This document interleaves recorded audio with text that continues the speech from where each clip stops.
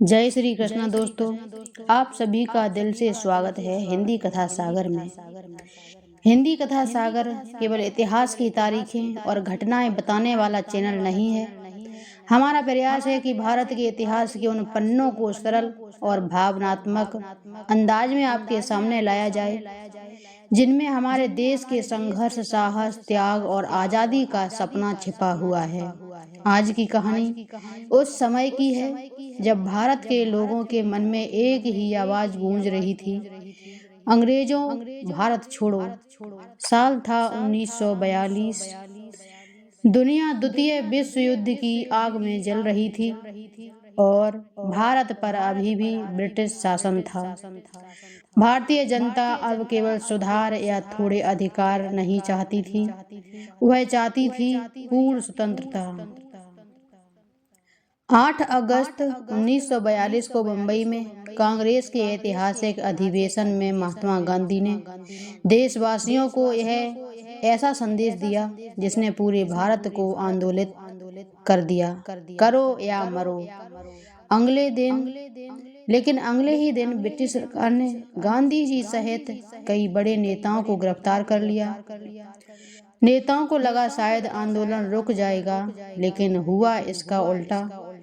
नेताओं को गिरफ्तार किया गया, लेकिन आंदोलन जनता के हाथों में चला गया। आखिर 1942 में ऐसा क्या हुआ था?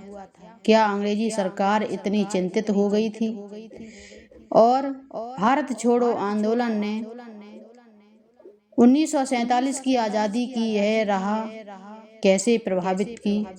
आइए हिंदी कथा सागर के साथ चलते हैं इतिहास के उस दौर में जब भारत ने अंतिम निर्णायक संघर्ष की ओर कदम बढ़ाया। साल 1942। भारत को अंग्रेजी शासन से आजाद हुए अभी 5 वर्ष बाकी थे, लेकिन देश के भीतर स्वतंत्रता की भावना बहुत मजबूत हो चुकी थी। 1930 के दशक में नमक सत्याग्रह और सविनय अवज्ञा आंदोलन जैसे आंदोलनों ने आम जनता को स्वतंत्रता संघर्ष से जोड़ दिया था। जब दुनिया में द्वितीय विश्व युद्ध चल रहा था, ब्रिटेन युद्ध में शामिल था और भारत को भी अपना भारतीय जनता की सहमति के युद्ध में शामिल कर दिया गया था।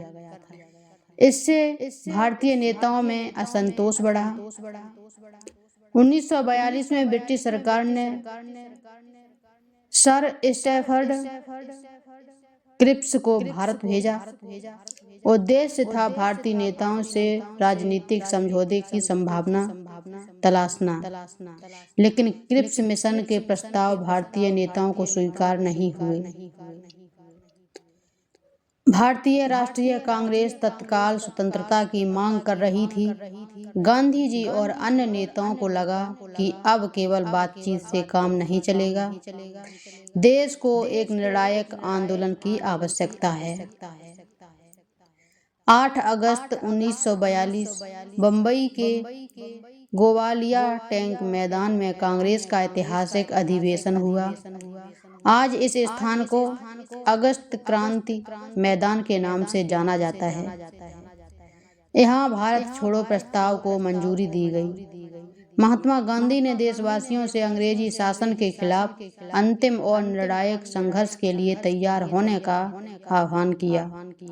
उनका संदेश था, करो या मरो।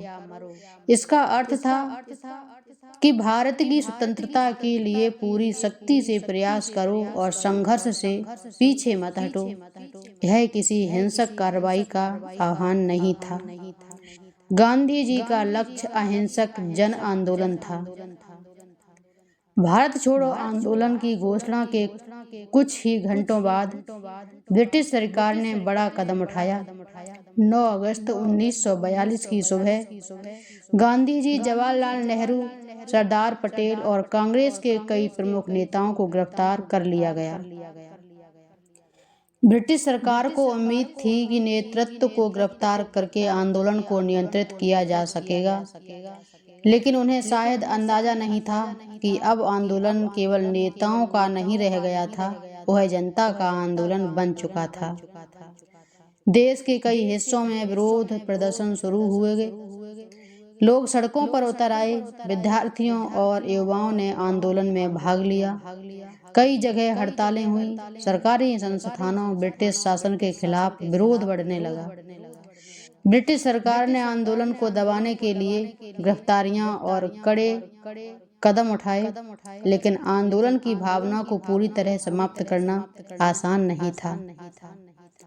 भारत छोड़ो आंदोलन की याद में एक नाम विशेष रूप से सामने आता है, अरुणा आसफ अली। 9 अगस्त 1942 को उन्होंने गोवालिया टैंक मैदान में तिरंगा फहराया। उस समय कांग्रेस के कई बड़े नेता गिरफ्तार किए जा चुके थे। उनका यह कार्य भारत छोड़ो आंदोलन के प्रतीकात्मक क्षणों में से एक बन गया।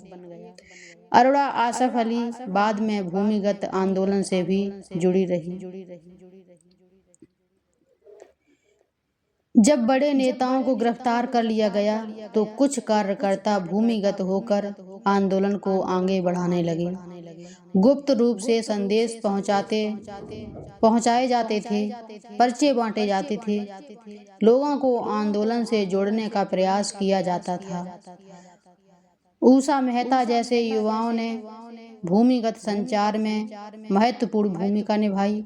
उन्होंने गुप्त कांग्रेस रेडियो के माध्यम से आंदोलन से जुड़े संदेश प्रसारित किए। यह रेडियो बहुत लंबे समय तक नहीं चल सका, लेकिन उसने दिखा दिया कि आंदोलन की आवाज को पूरी तरह दबाना आसान नहीं था। भारत छोड़ो आंदोलन की सबसे बड़ी विशेषताओं में से एक थी आम लोगों की व्यापक भागीदारी। कई विद्यार्थी आंदोलन में शामिल हुए। महिलाओं ने महत्वपूर्ण भूमिका निभाई। किसानों और मजदूरों के बीच भी आंदोलन का प्रभाव दिखाई दिया। देश के अलग अलग हिस्सों में लोगों ने ब्रिटिश शासन के खिलाफ अपनी नाराजगी व्यक्त की। यह आंदोलन केवल बड़े शहरों तक सीमित नहीं रहा, इसकी गूंज भारत के अनेक गांवों और कस्बों तक पहुंची। ब्रिटिश सरकार ने आंदोलन को रोकने के लिए बड़े पैमाने पर गिरफ्तारियां की, सभाओं पर प्रतिबंध लगाए, प्रेस पर नियंत्रण बढ़ाया गया, कई आंदोलनकारियों को जेल भेजा गया। कई स्थानों पर प्रदर्शनकारियों और प्रशासन के बीच गंभीर टकराव हुए। भारत छोड़ो आंदोलन का दौर बेहद कठिन था, लेकिन इसके बावजूद स्वतंत्रता की मांग पीछे नहीं हटी। गांधी जी को आगा खान पैलेस में नजरबंद रखा गया। उनके साथ कस्तूरबा गांधी और कुछ अन्य सहयोगी भी वहां रहे। यह दौर गांधी जी और उनके साथियों के लिए अत्यंत कठिन था। इसी दौरान कस्तूरबा गांधी का 1944 में निधन हुआ। गांधी जी स्वयं भी लंबे समय तक नजरबंदी रहे। उनकी गिरफ्तारी के बावजूद देश में स्वतंत्रता की मांग कमजोर नहीं हुई। भारत छोड़ो आंदोलन तुरंत भारत को स्वतंत्र नहीं करा सका, लेकिन इसका ऐतिहासिक प्रभाव बहुत बड़ा था। इसने ब्रिटिश सरकार को यह स्पष्ट कर दिया कि भारत पर लंबे समय तक शासन करना आसान नहीं रहेगा।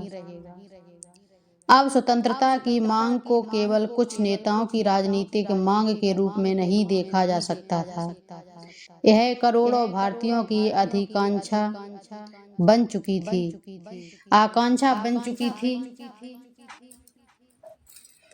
1942 के बाद द्वितीय विश्व युद्ध जारी रहा, लेकिन युद्ध के समाप्त होने के बाद ब्रिटेन की आर्थिक और राजनीतिक स्थिति बदल चुकी थी। भारत में स्वतंत्रता की मांग लगातार मजबूत होती रही। 1945 के बाद राजनीतिक परिस्थितियां तेजी से बदली। भारतीय सेना ने सैनिकों से जुड़े मुकदमों, नौसेना विद्रोह और बढ़ते जन दबाव ने ब्रिटिश शासन के सामने बड़ी चुनौती पैदा कर दी। आखिरकार 1947 में भारत स्वतंत्र हुआ। अगर सफलता का अर्थ तुरंत आज़ादी मिलना है, तो भारत छोड़ो आंदोलन के बाद तुरंत स्वतंत्रता नहीं मिली। लेकिन अगर सफलता का अर्थ ब्रिटिश शासन के सामने भारत की अंतिम और स्पष्ट मांग रखना है तो इसका महत्व बहुत बड़ा था। 1942 ने यह संदेश साफ कर दिया, भारत अब अंग्रेजी शासन को स्वीकार करने के लिए तैयार नहीं था। आज़ादी कुछ वर्षों बाद आई, लेकिन 1942 का आंदोलन उस अंतिम संघर्ष का महत्वपूर्ण हिस्सा था। गांधी जी का करो या मरो संदेश इतिहास में अमर हो गया। इसका अर्थ हिंसा नहीं था, इसका अर्थ था स्वतंत्रता के लक्ष्य से पीछे मत हटो, अपना पूरा प्रयास करो, अन्याय के सामने झुको मत और अपने संघर्ष को अहिंसा के सिद्धांत पर आधारित रखो। यही संदेश लाखों भारतीयों के लिए प्रेरणा बना। भारत छोड़ो आंदोलन हमें बताता है कि किसी देश की स्वतंत्रता देश कुछ लोगों के प्रयास से हासिल नहीं होती। जब आम जनता किसी उद्देश्य के लिए एकजुट होती है तो उसकी शक्ति बहुत बड़ी होती है। 1942 में नेताओं को जेल में डाल दिया गया, लेकिन स्वतंत्रता की इच्छा को जेल में नहीं डाला जा सका। आवाज को दबाया जा सकता था, लेकिन उस आवाज के पीछे खड़े करोड़ों लोगों की इच्छा को नहीं।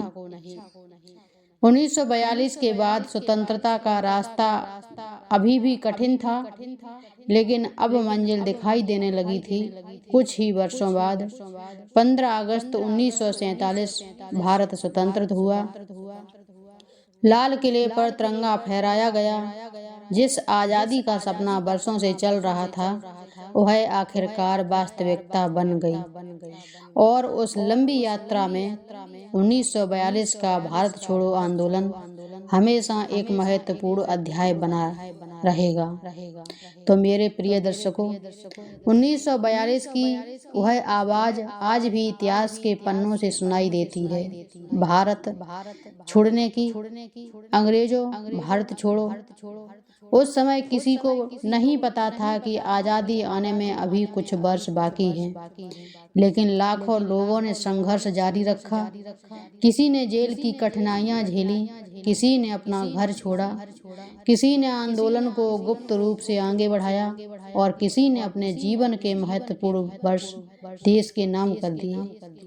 हिंदी कथा सागर का उद्देश्य ऐसी ही कहानियों को आपके सामने लाना है, ताकि इतिहास केवल किताब के पन्नों में ना रहे बल्कि हमारी यादों में भी जीवित रहे। आज हम जिस स्वतंत्र भारत में रहते हैं उसके पीछे एक लंबा संघर्ष है। इसलिए अपने इतिहास को जानना केवल हमारा अधिकार नहीं, हमारी जिम्मेदारी भी है। अगर आपको हिंदी कथा सागर की ऐसी सच्ची, ऐतिहासिक और भावनात्मक कहानियाँ पसंद आती हैं तो वीडियो को लाइक करें, शेयर करें और चैनल को सब्सक्राइब जरूर करें। कमेंट में दिल से लिखिए, भारत के स्वतंत्रता सेनानियों को शत शत नमन। मैं फिर मिलूंगी हिंदी कथा सागर पर इतिहास की एक और सच्ची कहानी के साथ। धन्यवाद। जय हिंद।